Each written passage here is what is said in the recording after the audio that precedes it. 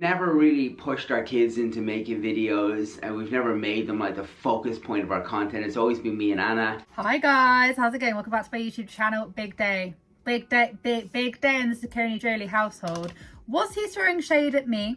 Am I looking too far into this? He said drama video. You know what I'm saying, or you don't, and you'll misunderstand me and you'll make a drama video about what I'm saying, pretending I said something else. That's your business. Best of luck. I take it. At least he's given me free reign to critique whatever the hell this video was. This video, someone take the camera off of Jonathan. Just take it. Take it away. Chuck it away. Because whenever he comes back and he does these Jack and Ori-like speeches, as someone else pointed out in my comment section, which by the way is just absolute gold, his therapy chat videos, they don't make any sense. They ramble. I feel like he comes on and he basically just speaks his mind, but speaks it just without any formulation. He said at the very beginning that this was very much an off-the-cuff video. I don't really have a plan or a script for this video, but I wanted to make it because I want to kind of like start again. Oh, there's just so much to dissect. I don't even know. Like, I don't even know. From him saying that he's been living in our minds for 10 years, to him saying that he doesn't make his kids the focal point of his videos, between just all the bamboozlement that was, we're going to dissect it, because I'm going to be real, every single time he comes on and does these, he's solidified the fact that what he's been putting us through as an audience for the past year and a half has been a midlife crisis. That resulted in me kind of having a bit of a midlife crisis, that I just had this like, I lost my dad, I lost myself, I didn't know who I was. He said it, I didn't say it, I hinted this, everyone else has been saying this. I'm referring to him with his multiple personalities, him saying that he is non-binary and then retracting it several times, and just basically just not making a lot of sense and just going for a bit of a midlife crisis, doing all of these press runs about his kids and about himself and writing a book and everything. Very midlife crisis-esque, and he pretty much confirms that, which is what we've all been thinking, so, you know, high five. In a nutshell, he's basically coming back to YouTube, even though they've been gone like 10 days, and he says that he's going to make the best videos that he can possibly make for his viewers. No one, like, I'm going to be real, the amount of crap that they have put us through in the past year and a half, no one cares. Very, very, very few people care. And the thing is that it must be very money orientated. And also this whole TikTok short thing he's got going on has obviously, you know, he's obviously made his wildest dreams come true, because he was actually ranked number 13 on TikTok most popular families. Now, this list wasn't due to like credibility or just what they generally do in their lives. This list was actually made for literal like popular, which ones get the most amount of subscribers, likes, that kind of thing. And Jonathan Joly actually scored number 13. What I also do find quite funny is whoever the hell formulated and wrote this little article, it says at the very, very top, whoever wrote this put a little dig at Jonathan at the end of his description. In 2022, they deleted all their videos to protect their kids, but it seems like all their social media channels are up and running again. Yep, 2022 was just a blip in the Jonathan Joly saga. That is when he deleted all of his content and spiraled into his midlife crisis. Now he supposedly has re-emerged, and he's come back to bless us with this video. This is the result of my midlife crisis. I came out of it with a beard. Oh, and tattoos. Well, I already kind of had tattoos. The title to this little ensemble was I Lost It, and I don't know what he's referring to. His marbles, his dignity, his credibility online, his fame, his whatever. It's extremely vague. It's what he's lost, what he's missing, what he's gained, anything. So basically he starts off by dawdling, going on about he's gotten the thing that he's wanted for the past decade. What is that thing that he's wanted? Well, he basically just goes on to explain that he got the thing, some things were shiny, other things not. He doesn't really specify what it was that he got. 2008, I started making YouTube videos. You would have wanted, right? Then I spent the next like 14 years achieving all of that. Okay, well maybe like 10 years achieving all that. And then somewhere along the line, I lost the thing that I was working so hard to get. Because the problem was, I got it. I got the thing I spent a decade working for. And I'm interpreting it in the fact that he got the fame, the notoriety, he got all the attention that he, if you read his book or if you've listened to him long enough, he goes on about not really receiving that when he was a child. So me not trying to psychoanalyze him would assume that that was what he got. He wanted attention, he got attention. But according to him, over the years, he was playing a character in all of this, although that seems to have fizzled down. So now we're just left thinking, I think you were just trying to fake it till you make it kind of thing, which is basically what the Jolys did. That's basically what they did. Working so hard to get, because the problem was, I got it. I got the thing I spent a decade working for. And the worst thing that ever happened to me was getting the thing that I wanted. Because the minute I got it, I lost my sense of who I was. I lost everything. My whole personality that I had developed in my late 20s, early 30s was built around getting this thing. He then goes on to say that it was actually the worst thing he could have ever wanted after he got everything, because then he ended up going for a midlife crisis and not really realizing what he wanted. So basically this is the age-old story of people thinking that they want power, wealth, money, then having it, then not really knowing what they're doing with themselves. All of this coincided with the fact that he then started to exploit Edie, and then he then tried to turn it around and say that he was non-binary, but being extremely vague about it, and was doing all these different press interviews, these different press runs. People were then combing through their content because there was so much controversy about them. People were taken out, going through the office drawers, ripping everything apart, going, oh well, you've done this. Cold shower gate came back. Then there was the thing about Stacey Dooley, and there was things about him saying stuff to his kids that was wrong. There was just so many things that people were then flagging up over TikTok, and they panicked and they deleted everything. All of this stems from the fact that people had had enough of the overexploitation of their children.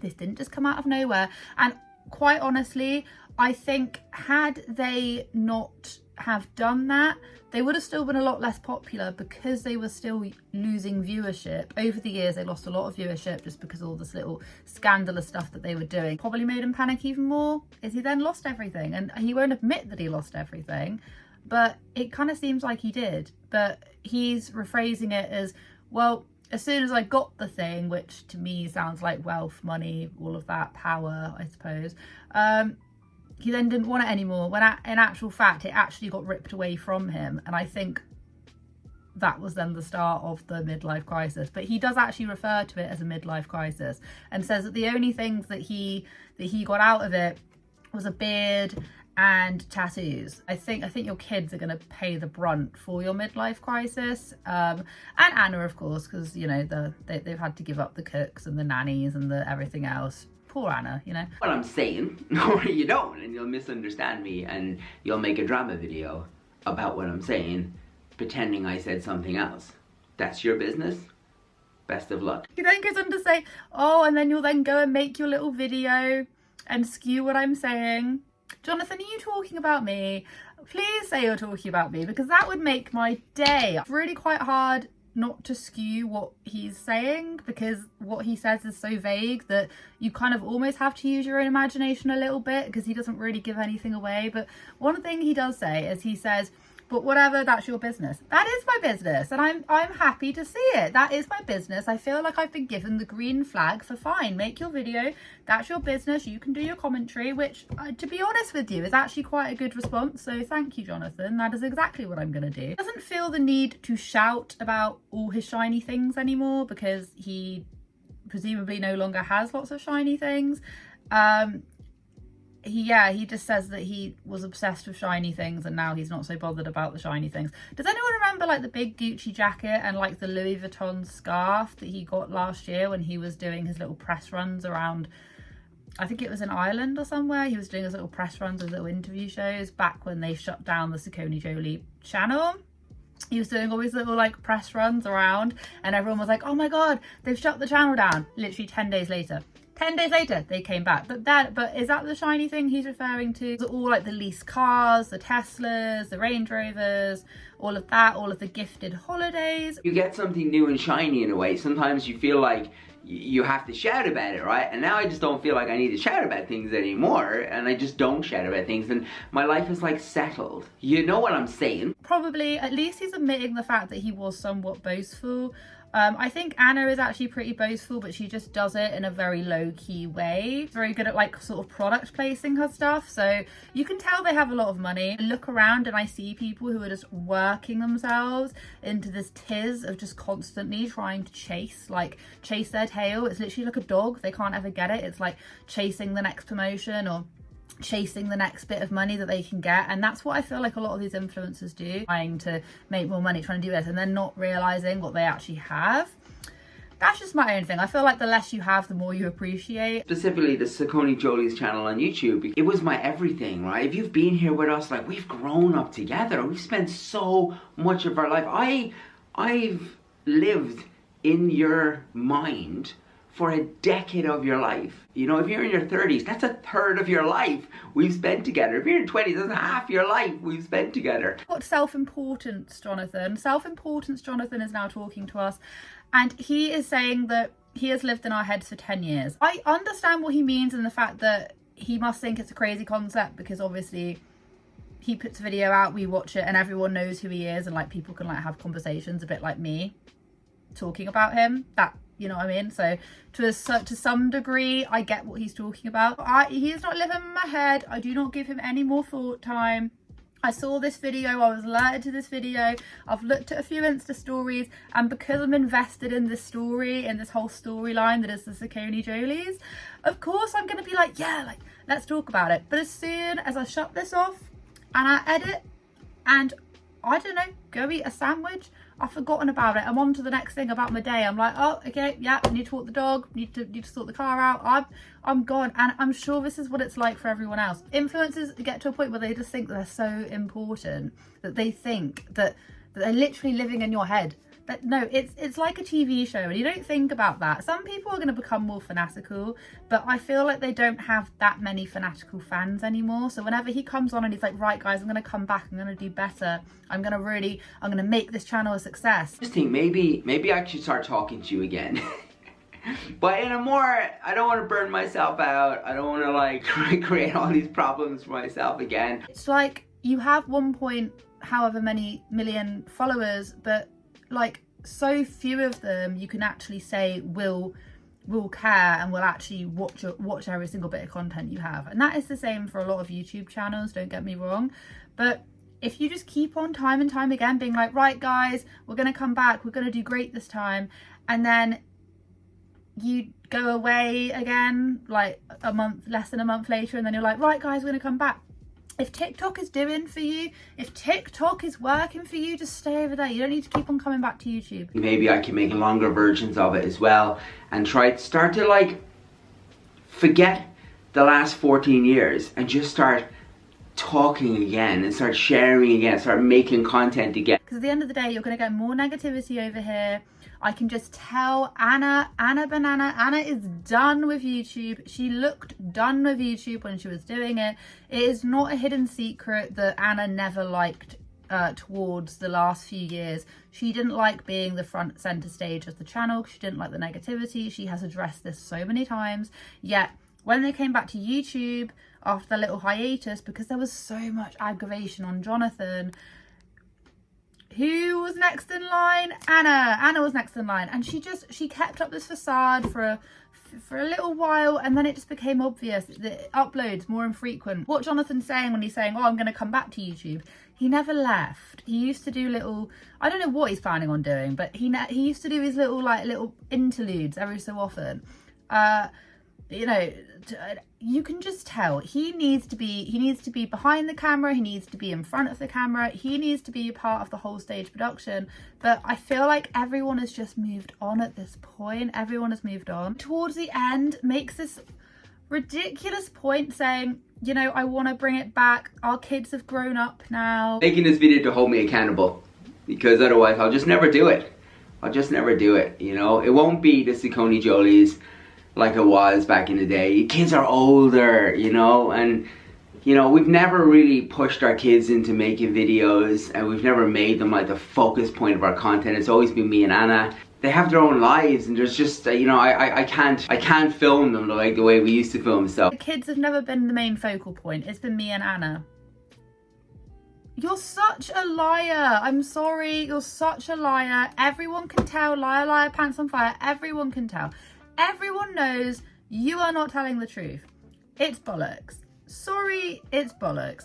You have made your kids the focal point of your content, like a lot of other family channels. I'm not just singling you out and going, you're the only person that's done it. But for you to literally sit there and be like, well, just because you guys started off as your own little entity before you had kids on YouTube doesn't make that point true. Yes, it was Jonathan and Anna. Yes, but then you then started having kids. You literally did a video like a week ago saying, hey, this is our journey. YouTube want us to introduce ourselves again. So here we are, here is our journey. Every single bit. You guys have nothing else to talk about. What else can you bring to the table unless you're talking about your children? None of it. And now the only reason why you have a following on TikTok is because of Edie and your eldest. That is it. And if you're telling the truth and you're saying, well, the kids are a bit older, something about not filming, they're probably not wanting to be filmed. Literally, the saddest part is that Edie did a Q&A with Anna not even that long ago. Anna asked Edie, what do you like doing with Daddy? And she's just like, he makes TikToks with us and he sometimes goes into the garden. Hey, what's your favourite thing about Daddy? He goes outside with us sometimes. Yeah? And he makes TikToks with us, and he... Would it be fair to say that he's the fun one? Yeah. Yeah.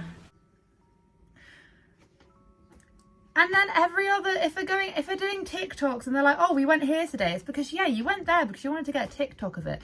Your kids are going to miss out on so much if you keep on preoccupying your whole entire mind with filming TikToks, chasing this YouTube career that should have ended like 2 years ago. Not going to gain back that popularity being on YouTube, because YouTube are over it. YouTube don't want to see it. You've lost a lot of your fan base. And this might sound rude. This might sound awful, but I'm just saying what everyone else is thinking, in the fact that you can't just be like, oh, well, our kids aren't the main focal point. They're not. It's me and Anna. It's me and Anna, and we're gonna do this. It's like, no, without your kids, you guys have nothing going on. In fact, your whole entire TikTok at the minute is about you being a dad to your kids.